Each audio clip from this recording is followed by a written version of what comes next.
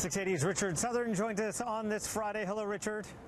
Francis, how you doing? It's not going to rain on you, I hope. It looks threatening out there. I don't want the business report to go into rain delay today, so I hope you're going to be okay. It'll be okay. Your hair would be ruined, just ruined. You know, it doesn't move. There's so much product in it, it would take a hurricane. I mean, the wind right now is like 80 kilometers an hour, and look, it's not moving. Steady. It's very good. Nice job. And nice job. It's real for now. So let's talk about this video game. It's really controversial. It's from a Toronto area company. It's being called racist. Even the premier is taking aim at it. Yeah, so it's from a Markham video game developer called Big O Tree, and the game is called Dirty Chinese Restaurant. Oh, boy.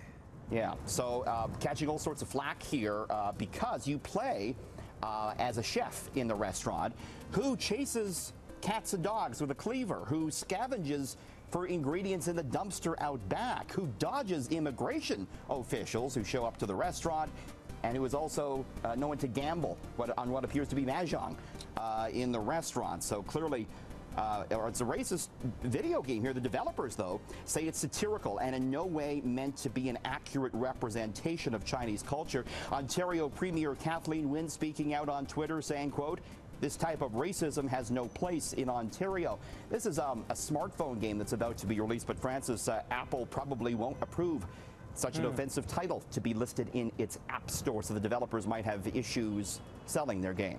Yeah, I hope so. Yeah.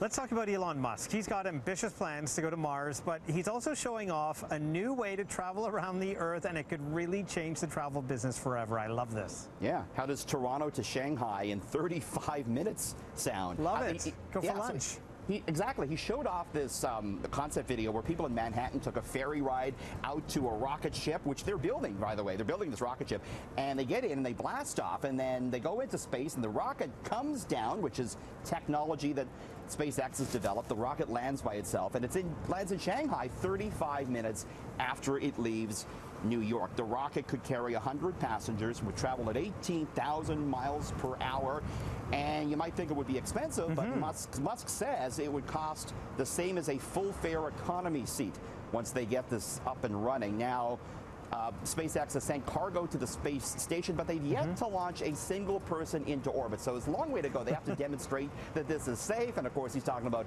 going to Mars in 4 years. So it's very, very ambitious. But who knows? We could be, as you say, going for lunch in China in the near future. That would be incredible. And I think you and I need a seat to try it out. We'll see. That'd be fun. Get some good Chinese food over in Shanghai for lunch. As long as they serve coffee, because today is International Coffee Day, and we sure love our Java, don't we? Oh, we do, and we have some fresh statistics about just how much Canadians are drinking coffee and what type of coffee they're drinking. We guzzle down 4 billion cups of coffee a year here in Canada.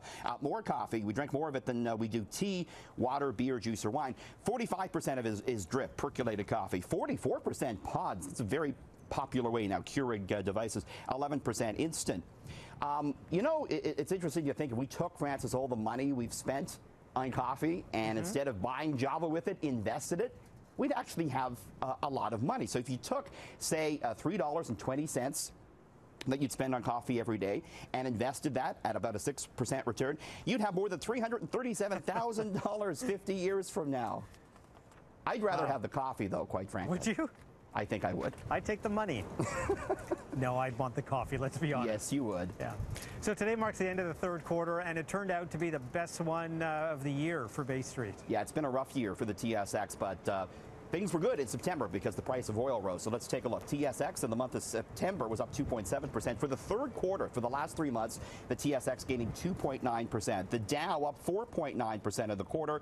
S&P 500, which closed at a record high today, was up 3.9% over the past 3 months, and the NASDAQ was up 5.8%. So good looking Q3, Francis. So where's gas going this weekend? It's going down a penny. We'll take that, going down to about $1.11.9 at most GTA stations. We're paying about 8 cents more now than we were on this day a year ago. You know, just thinking about the weekend, you got to clean the house, right? And if you don't want to bother, there is a new automatic cleaning ball. on the market that does all the dirty work for you. I need this. Show me, please. And it's as cute as it is functional, Francis. It's a robot cleaning ball. It's a fluffy little robotic duster. It has a mind of its own. It roams freely around your house, cleans your floor, shrouded in pink microfiber to attract dust and dirt. It's also a great cat toy. Cats go crazy for this, apparently. Changes direction whenever it hits an obstacle. Don't know if it's quite worth the price tag at $50, but you don't have to lift a finger. It goes around and cleans for you. Now, is there a robot that cleans the little ball? Then you have to clean the ball, so I don't understand how that works. And on it goes, yeah. We'll have to pass on that. All right, Richard, have a great weekend. Yeah, you too. We'll see you on Monday.